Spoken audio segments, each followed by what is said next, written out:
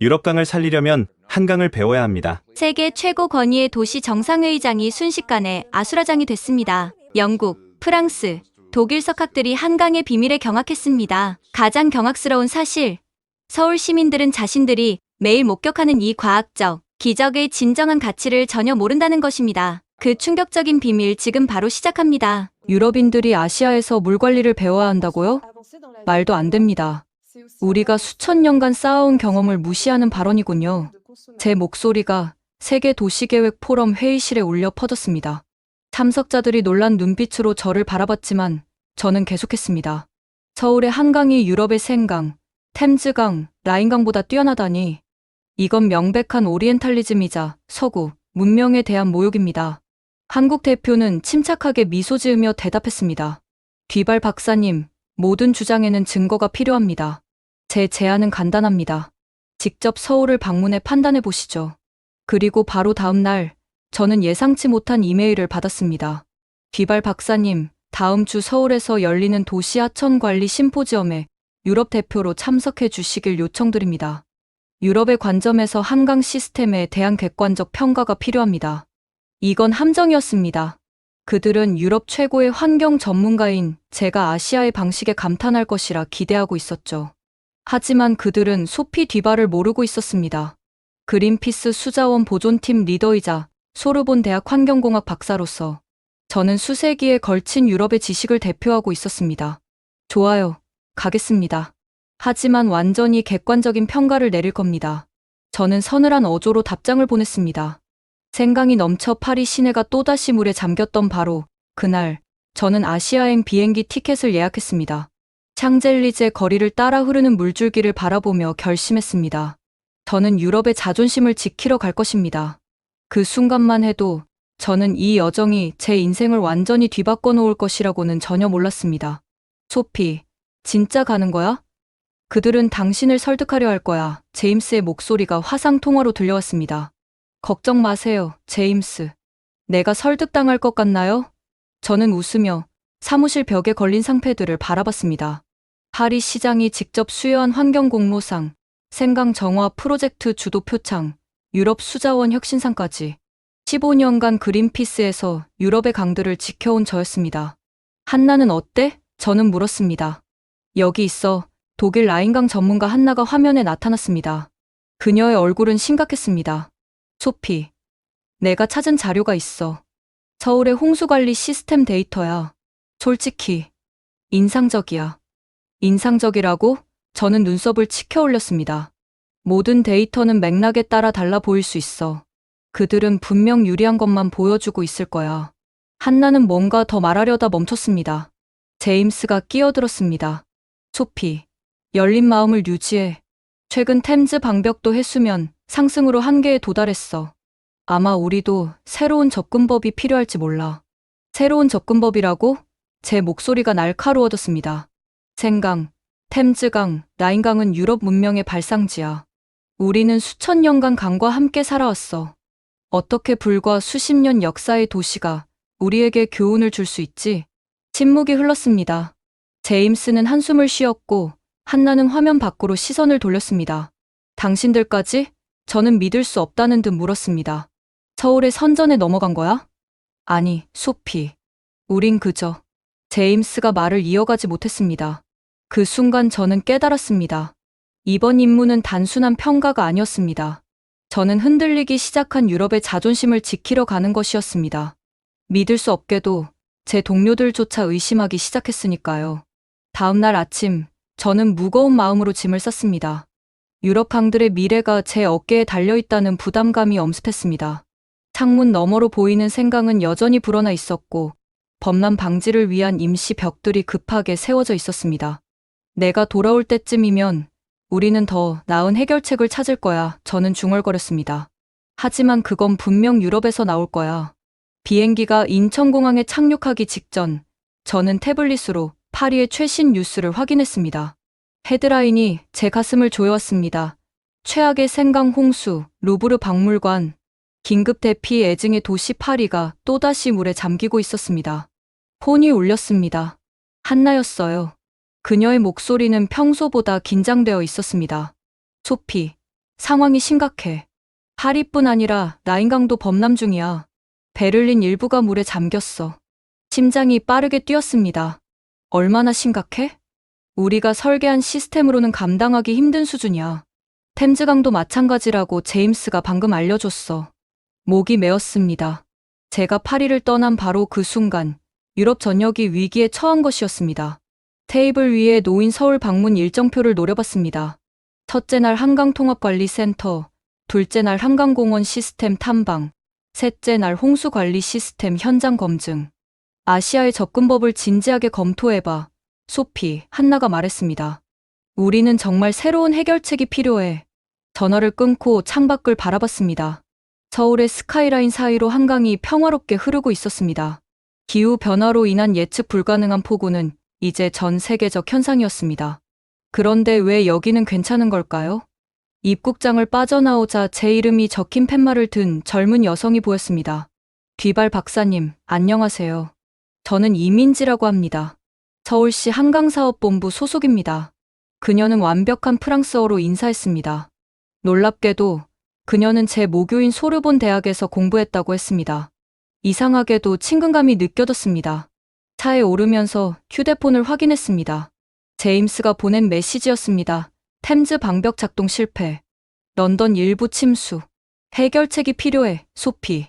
그 순간 저는 이 여행이 단순한 평가가 아니라 구원의 사명이 될지도 모른다는 불길한 예감이 들었습니다. 유럽의 자존심을 지키러 왔지만 이제는 유럽의 도시들을 구할 방법을 찾아야 할지도 모르겠습니다. 여기가 한강입니다. 민지가 차창 너머를 가리켰습니다. 넓은 강줄기가 시야에 들어왔습니다. 솔직히 인상적이었습니다. 생강의 우아한 곡선과는 달리 한강은 압도적인 규모로 도시를 가로질렀습니다. 생강보다 훨씬 넓네요. 저는 최대한 객관적인 어조로 말했습니다. 네, 한강은 최대 폭이 1200m에 이릅니다. 그리고 서울 시민 1000만 명의 삶과 깊이 연결되어 있죠.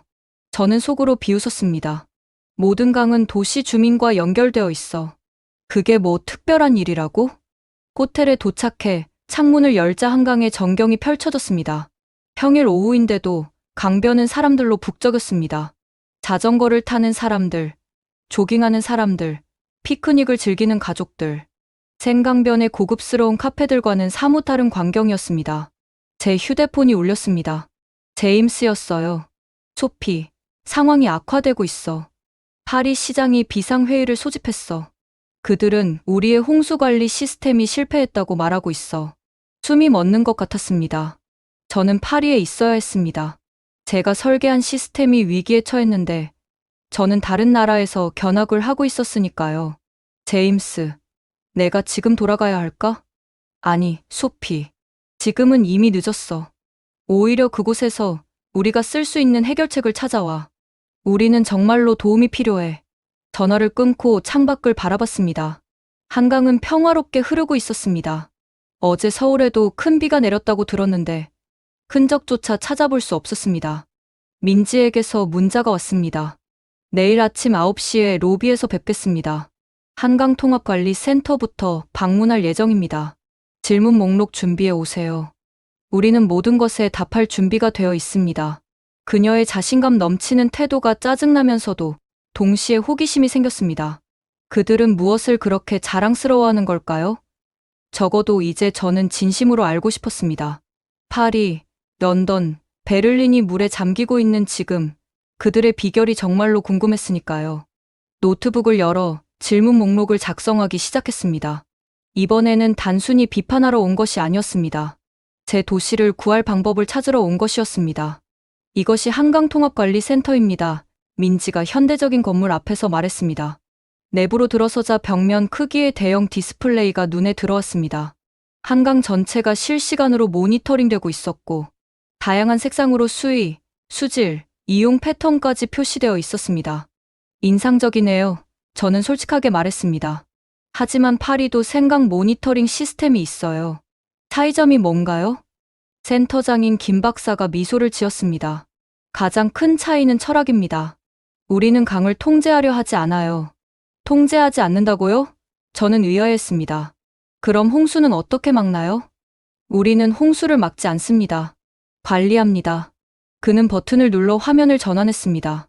이제 디스플레이는 한강의 다양한 구간을 보여주고 있었습니다. 보시다시피 우리는 강을 완전히 콘크리트로 가두지 않았습니다. 자연스러운 범람을 허용하는 구간들이 있죠. 이 구역들은 평소에 공원이나 레크리에이션 공간으로 활용되다가 홍수 시 물을 일시적으로 저장하는 완충 지대가 됩니다. 이건 유럽의 접근법과 완전히 달랐습니다. 우리는 항상 더 높은 벽, 더 강력한 펌프, 더 견고한 제방으로 홍수를 막으려 했습니다. 그런데 여기서는 홍수를 관리한다고요? 그건 이론적으로는 좋지만 실제 큰 홍수가 났을 때도 효과적인가요? 생강 같은 경우 역사적 건물들이 많아 물이 범람하면 돌이킬 수 없는 피해가 발생합니다. 김 박사는 다른 화면을 보여줬습니다. 2022년 서울의 역대급 폭우 당시 실시간 데이터와 대응 기록이었습니다. 이때 서울에 100년 만에 폭우가 내렸습니다. 하지만 피해액은 과거 비슷한 규모의 홍수 때보다 80%나 감소했죠. 숫자와 그래프가 명확했습니다. 부정할 수 없는 증거였습니다. 비결이 뭔가요? 저는 진심으로 궁금해졌습니다. 세 가지입니다. 첫째, 지정된 범람 구역을 통한 물 관리. 둘째, 도시 전체에 분산된 빗물 저장 시스템. 셋째, 시민들의 참여와 이해. 민지가 스마트폰을 보여줬습니다. 이건 한강 시민 앱입니다. 300만 명 이상의 시민이 사용하고 있어요. 실시간 정보를 제공하고 시민들이 직접 문제를 신고할 수도 있죠. 제 가슴이 갑자기 조여왔습니다. 파리에선 상상도 할 수 없는 일이었습니다. 파리지행들은 강의 관리를 전적으로 정부의 책임으로 여겼으니까요. 이 시스템은 얼마나 비쌌나요? 저는 마지막 방어선으로 비용 문제를 들고 나왔습니다. 초기 투자는 컸지만 10년 이상의 기간으로 봤을 때 전통적인 방식보다 오히려 저렴합니다. 홍수 피해 복구 비용이 크게 줄었거든요. 호텔로 돌아오는 길에 저는 깊은 생각에 잠겼습니다. 제가 15년간 확신해온 모든 방법론이 흔들리고 있었습니다. 만약 한강 시스템이 정말 효과적이라면 생강은 왜 이런 접근법을 시도해보지 않았을까요? 제 자존심이 허락하지 않았기 때문이라는 불편한 진실이 스멀스멀 피어올랐습니다. 다음 날 아침, 맑은 하늘 아래 여의도 한강공원으로 향했습니다. 민지는 자전거 2대를 준비해 놓았습니다. 정말 자전거를 타자고요? 저는 의아했습니다. 공식 견학에서요? 민지는 웃었습니다. 한강을 이해하는 가장 좋은 방법은 시민처럼 경험하는 것이죠. 논문과 보고서로는 느낄 수 없는 것들이 있으니까요. 마지못해 자전거에 올랐지만 페달을 밟기 시작하자 곧 이 방식이 효과적임을 인정할 수밖에 없었습니다. 넓은 자전거 도로를 따라 달리며 한강의 다양한 풍경을 볼 수 있었습니다. 파리의 생강변과는 전혀 다른 풍경이네요. 저는 솔직하게 말했습니다. 생강 주변은 아름답지만 대부분 관광객들을 위한 공간이에요. 파리 시민들은 그곳을 일상에서 잘 이용하지 않죠. 강변을 따라 달리며 저는 점점 더 놀라웠습니다. 공원마다 다른 특색이 있었고 모든 연령층과 계층의 사람들이 각자의 방식으로 강을 즐기고 있었습니다. 저기 보세요. 민지가 가리켰습니다. 지금 지나가는 구간은 홍수 때 일부러 물에 잠기게 설계되었어요. 지형을 보세요. 단계적으로 낮아지죠? 자세히 보니 강변이 여러 단계로 설계되어 있었습니다. 가장 위쪽은 절대 침수되지 않는 자전거 도로, 그 아래는 거의 침수되지 않는 산책로, 더 아래는 가끔 침수되는 잔디밭, 가장 아래는 자주 침수되는 모래사장이었습니다. 그런데 사람들이 불평하지 않나요? 공원이 자주 물에 잠긴다면? 처음에는 그랬어요. 하지만 시민교육을 통해 이 시스템의 가치를 이해하게 되었죠. 이제는 오히려 자랑스러워해요. 자신들의 공원이 도시를 보호한다는 사실을요. 잠시 자전거를 세우고 강변 카페에서 휴식을 취했습니다. 옆에서는 어부들이 낚시를 하고 있었습니다. 저 물고기들이 식용으로 안전한가요? 저는 물었습니다. 대부분은 그렇습니다. 한강의 수질은 크게 개선되었어요. 80년대만 해도 한강에서 물고기를 잡아먹는 것은 상상할 수 없었죠. 그 말을 듣고 저는 생강을 떠올렸습니다. 파리는 2024년 올림픽을 위해 생강 수영이 가능하도록 정화 사업을 진행했지만 낚시한 물고기를 먹을 수 있을 정도는 아니었습니다. 점심시간이 되자 공원은 더욱 북적였습니다. 회사원들이 도시락을 들고 강변으로 몰려들었습니다. 회사에서 나와 점심 먹으러 여기까지 오나요? 저는 놀랐습니다. 네, 많은 기업들이 직원들의 웰빙을 위해 한강 근처에 사무실을 두려고 해요. 자연과의 접촉이 업무 효율성도 높이니까요. 그 말에 문득 깨달음이 찾아왔습니다. 한강은 단순한 홍수 방지 시스템이 아니었습니다. 그것은 도시 생활의 중심, 시민들의 삶과 깊이 통합된 존재였습니다. 호텔로 돌아오는 길에 제 마음속에 불편한 질문이 떠올랐습니다.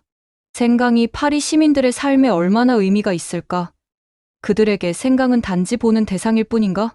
이런 생각을 하게 될 줄은 정말 몰랐습니다. 그날 저녁, 민지는 저를 호텔 레스토랑으로 초대했습니다. 그곳에서 한국의 환경 철학 전문가인 이 교수를 소개받았습니다. 뒤발 박사님, 한강의 진정한 비밀은 기술이 아닙니다. 이 교수가 말했습니다. 그것은 물에 대한 우리의 근본적인 인식에 있어요. 어떤 점에서요? 저는 와인잔을 들며 물었습니다. 서양과 동양의 자연 인식에는 근본적인 차이가 있습니다. 서양 철학은 종종 자연을 정복하고 통제하는 대상으로 봅니다.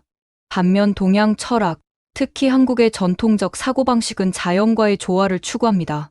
저는 눈썹을 치켜 올렸습니다. 철학 강의를 들으러 온 게 아닙니다. 저는 실질적인 해결책을 찾고 있어요. 하지만 실질적인 해결책이 바로 그 철학에서 나온다면요? 이 교수는 침착하게 대답했습니다. 그는 전통 찻잔을 들어 보이며 설명했습니다. 이 찻잔을 보세요. 물이 넘치려 할 때 서양식 컵은 벽을 높이 쌓아 막으려 합니다. 하지만 한국 전통 찻잔에는 넘치는 물이 자연스럽게 흘러내릴 수 있는 길이 있습니다. 우리는 이런 사고방식을 도시 설계에 적용했습니다. 저는 빈정거렸습니다. 그럼 유럽의 강홍수는 우리가 철학적으로 부족해서라는 겁니까? 이 교수는 미소 지었습니다. 아닙니다. 다른 역사적, 지리적 맥락이 있으니까요. 하지만 기후변화라는 새로운 도전 앞에서 어쩌면 새로운 사고방식이 필요할지도 모릅니다. 식사를 마치고 호텔 로비에서 헤어질 때 이 교수가 저에게 작은 책 한 권을 건넸습니다. 이것은 한국의 물 철학에 관한 책입니다. 프랑스어로 번역된 버전이에요. 방으로 돌아와 그 책을 펼쳤습니다. 첫 문장이 제 눈에 들어왔습니다. 물은 단단한 돌도 뚫는다. 그러나 공격해서가 아니라 인내하고 함께 흐름으로써. 창밖에서 비가 내리기 시작했습니다. 민지가 보낸 메시지가 도착했습니다. 내일은 비가 많이 올 예정입니다. 한강의 홍수관리 시스템이 실제로 작동하는 모습을 보실 기회가 될 거예요. 의자에 깊이 기대 앉아 저는 프랑스에서 왔던 이메일을 다시 읽었습니다. 생강의 홍수는 계속되고 있었고 파리 시장은 해결책을 간절히 원하고 있었습니다. 제 머릿속에서 두 세계가 충돌하고 있었습니다. 저는 평생 자연을 통제하는 방법을 연구해왔습니다. 그런데 이제 자연과 함께 흐르라고요? 정말 그것이 답일 수 있을까요? 아침에 창문을 두드리는 빗소리에 눈을 떴습니다. 하늘은 짙은 회색이었고 빗줄기가 마치 작은 강처럼 창문을 타고 흘러내리고 있었습니다. 로비에서 민지를 만났을 때 그녀는 밝은 노란색 우산과 장화를 준비해왔습니다. 걱정하지 마세요. 오늘 예상 강우량은 150mm입니다. 상당히 많은 양이지만 모든 시스템이 정상 작동 중입니다. 그녀의 차분함이 믿기지 않았습니다. 파리에서 이 정도 비가 내리면 당국은 비상경보를 발령하고 생강 주변 지역 주민들에게 대피 준비를 권고할 테니까요. 우리는 가장 먼저 잠수교로 향했습니다. 차 안에서 민지가 설명했습니다. 잠수교는 한강 홍수 관리의 핵심 요소입니다.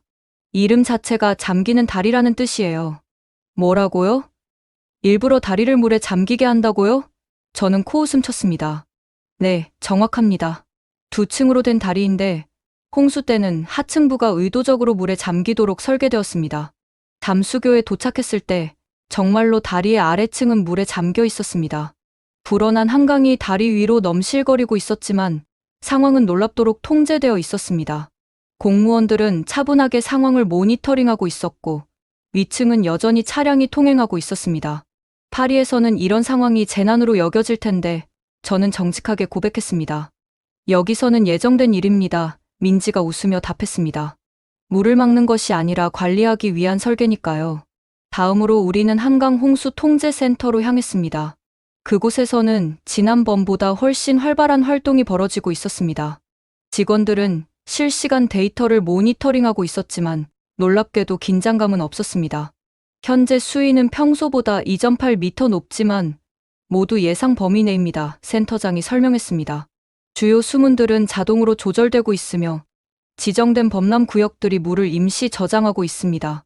화면에는 한강 주변의 여러 공원과 녹지 지역이 파란색으로 표시되어 있었습니다. 이 구역들은 평소에는 시민들의 레크리에이션 공간이지만 지금은 자연스럽게 물을 저장하는 역할을 하고 있었습니다.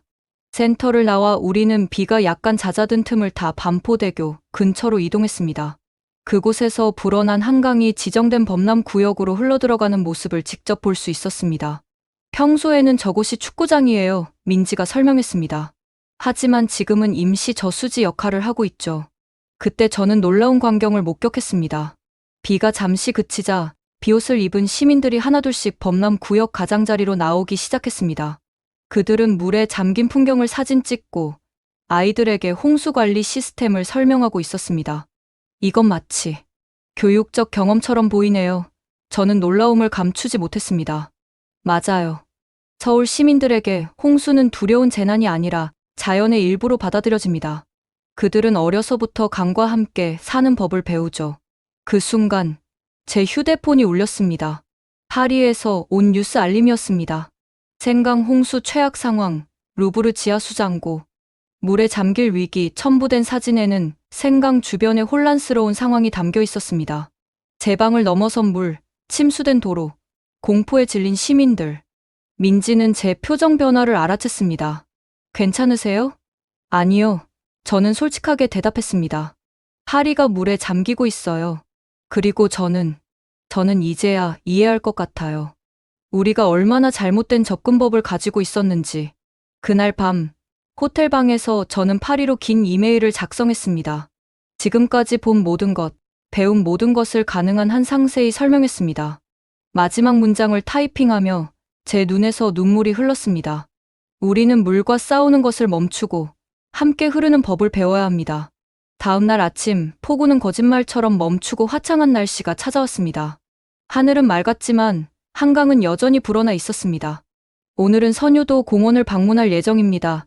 민지가 차 안에서 설명했습니다. 한강의 과거와 미래가 공존하는 장소예요.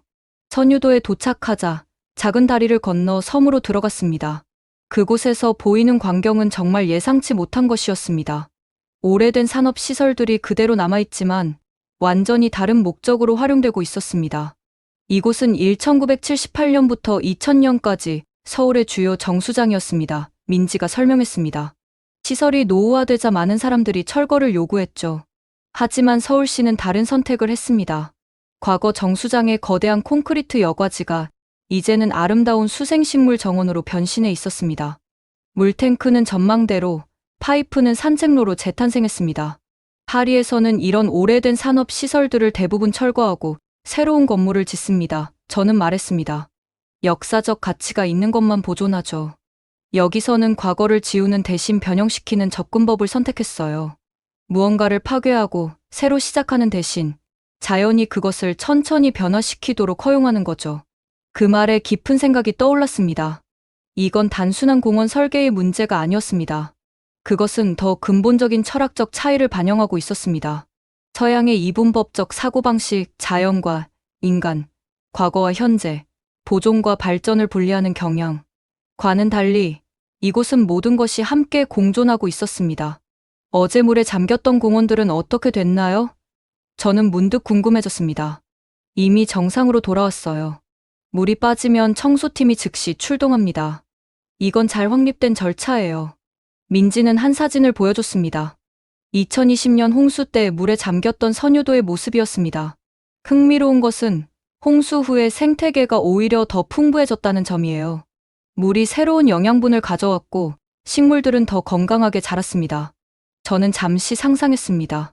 만약 생강 주변의 공원들이 홍수 때의 물에 잠긴다면 파리지행들이 그것을 용납할까요? 그들은 이런 철학을 이해할 수 있을까요? 호텔로 돌아가는 길에 민지가 물었습니다. 뒤발 박사님, 이제 한강에 대해 어떻게 생각하세요? 저는 솔직하게 대답했습니다. 처음에는 비판적으로 바라봤어요. 유럽의 시스템이 최선이라 확신했으니까요. 하지만 이제는 우리가 얼마나 많은 것을 배울 수 있는지 깨닫고 있어요. 중요한 것은 완벽한 시스템이 아니라 지속적으로 배우고 적응하는 자세라고 생각해요. 민지가 미소 지었습니다. 저는 그 말에 깊이 공감했습니다. 15년간 환경 전문가로 일하면서 저는 너무 자주 전문가의 입장에서 가르치려 했습니다. 그런데 이제는 학생이 되어 배우는 것의 가치를 느끼고 있었습니다. 서울에서의 마지막 밤, 저는 호텔방에 앉아 최종 보고서를 작성하고 있었습니다.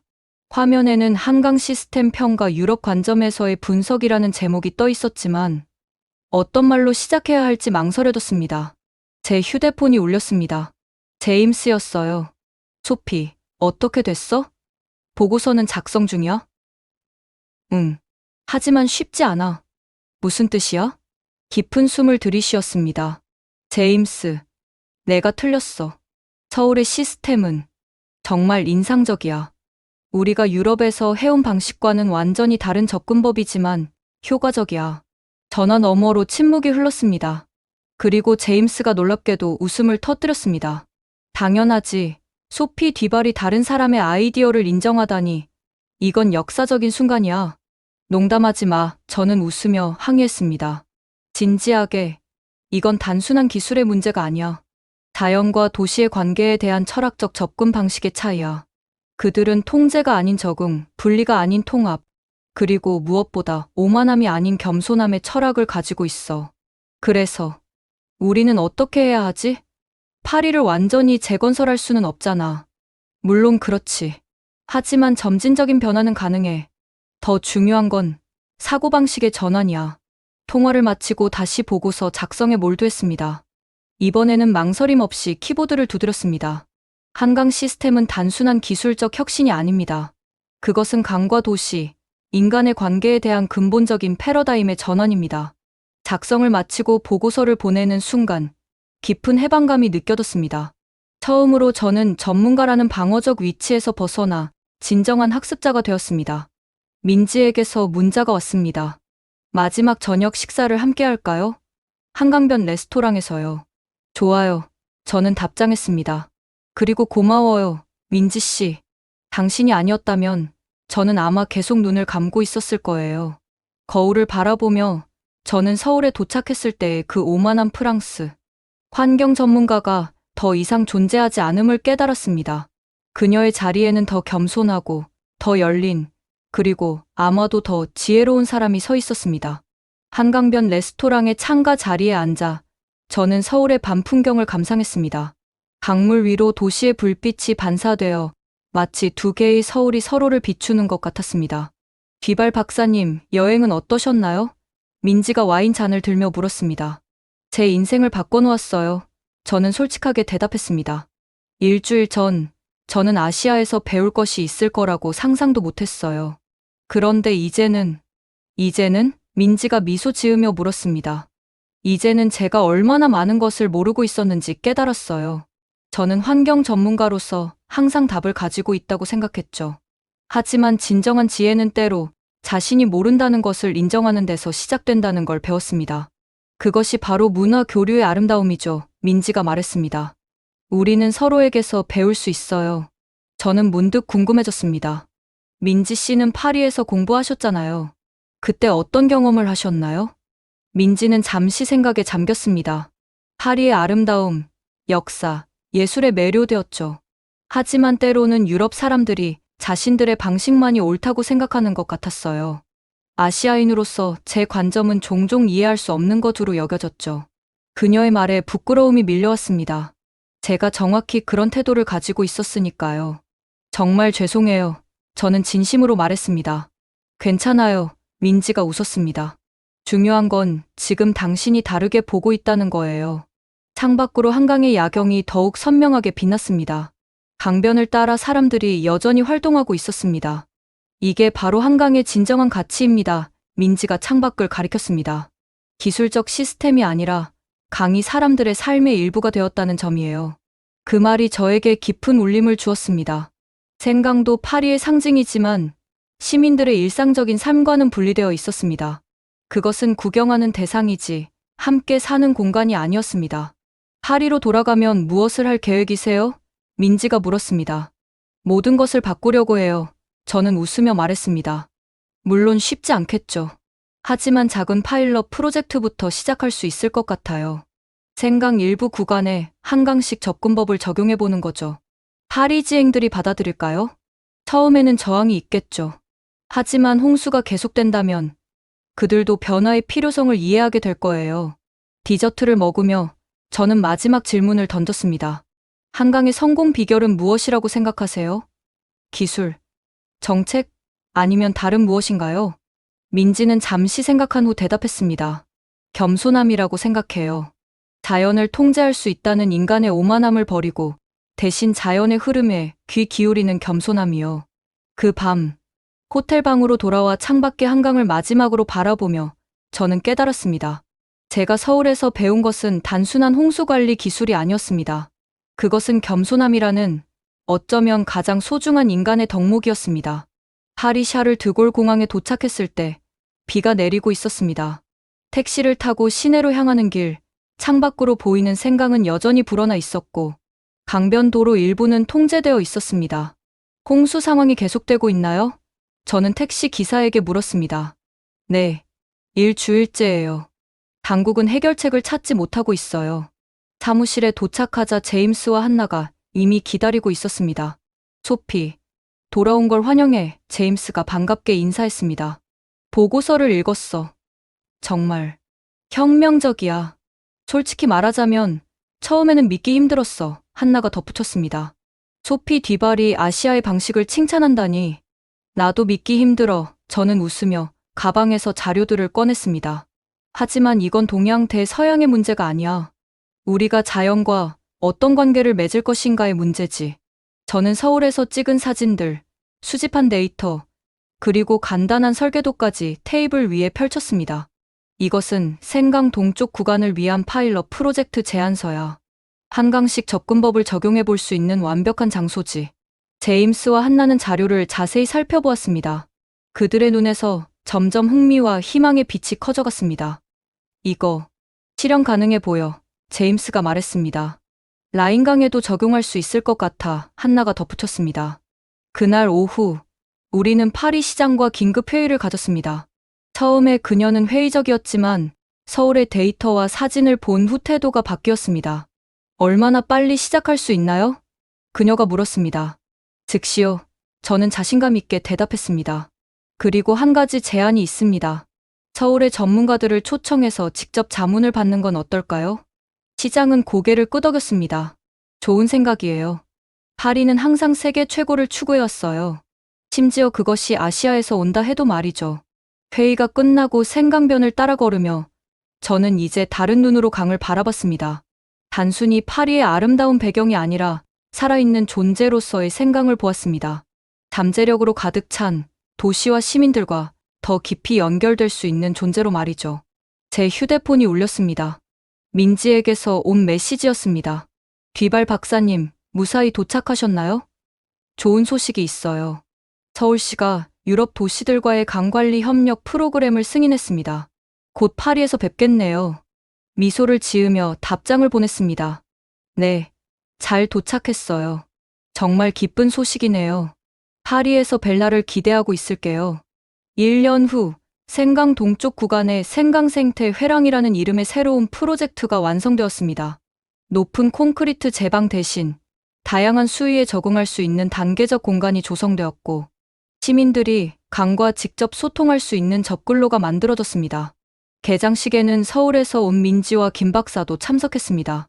그들의 자문은 프로젝트 전반에 걸쳐 중요한 역할을 했습니다. 정말 놀라운 변화네요. 민지가 제 옆에서 말했습니다. 아직 시작에 불과해요. 저는 대답했습니다. 하지만 중요한 첫걸음이죠. 유럽 전역에서 온 도시 계획자들과 환경 전문가들이 이 프로젝트를 견학하기 위해 모였습니다. 런던, 베를린, 로마, 암스테르담까지 모두가 자신들의 도시에 이 접근법을 적용할 방법을 찾고 있었습니다. 처음에는 많은 반대가 있었어요. 저는 방문객들에게 설명했습니다. 파리지행들은 생강의 전통적인 모습을 지키고 싶어 했고 정치인들은 비용을 우려했죠. 하지만 지난 봄 홍수 때 이 구간만 피해가 없었다는 사실이 모든 것을 바꿨습니다. 템즈강 관리국의 제임스가 고개를 끄덕였습니다. 런던에서도 비슷한 파일럿 프로젝트를 시작했어요. 시민들의 반응이 놀랍도록 긍정적입니다. 특히 젊은 세대들은 강과 더 가까이 소통하길 원하고 있어요. 우리는 생강의 새로운 생태 회랑을 따라 걸었습니다. 1년 전만 해도 콘크리트 제방이었던 곳에 이제는 갈대와 수생식물이 자라고 있었고 계단식 산책로를 통해 파리지앵들이 강변까지 내려갈 수 있었습니다. 아이들은 물가에서 안전하게 뛰놀고 예술가들은 강변에 앉아 그림을 그리고 있었습니다. 가장 놀라운 변화는 시민들의 인식이에요. 한나가 말했습니다. 베를린에서도 강을 두려워하기보다 소중히 여기기 시작했습니다. 해질녘, 우리는 노트르담 대성당 근처의 작은 카페에 모였습니다. 창밖으로는 생강이 황금빛 석양을 반사하며 흐르고 있었습니다. 우리가 시작한 것은 단순한 환경 프로젝트가 아니에요. 저는 잔을 들어 건배를 제안했습니다. 이것은 문화적 대화입니다. 동양과 서양, 전통과 혁신, 인간과 자연 사이의 대화죠. 민지도 잔을 들었습니다. 그리고 무엇보다 강들 사이의 대화입니다.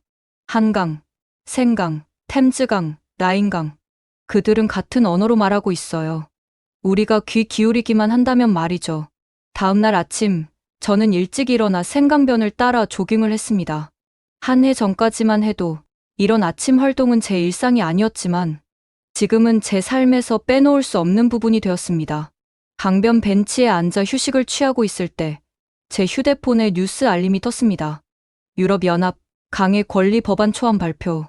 유럽의 주요 강들의 법적 보호 지위 부여 예정. 미소를 지으며 하늘을 올려다봤습니다. 작은 변화들이 모여 큰 변화를 만들어가고 있었습니다. 유럽의 강들은 서서히 깨어나고 있었고 도시들은 그들과 새로운 관계를 맺기 시작했습니다. 생강의 물결을 바라보며 저는 한강에서 배운 가장 중요한 교훈을 다시 한번 되새겼습니다. 강은 단순한 물길이 아니라 도시의 심장이자 영혼이라는 것을, 그리고 때로는 가장 깊은 지혜가 가장 예상치 못한 곳에서 온다는 것을 말이죠. 강들은 국경을 넘어 서로에게 말을 건넵니다. 저는 조용히 중얼거렸습니다. 그리고 이제 우리는 마침내 그 목소리에 귀 기울이기 시작했습니다. 지금까지 한강에서 생강으로, 동양에서 서양으로 흐른 지혜의 이야기였습니다. 강은 그저 물줄기가 아니라 문화와 철학, 삶의 방식을 연결하는 다리가 될 수 있음을 보여주는 이야기였습니다. 도시와 자연이 대립하지 않고 조화롭게 공존할 수 있는 미래를 향한 희망의 메시지. 오늘도 여러분의 마음속에 잔잔한 물결로 남기를 바랍니다. 이 스토리가 마음에 와닿으셨다면 좋아요와 구독으로 응원해주세요. 지금까지 코리아 원더풀이었습니다. 감사합니다.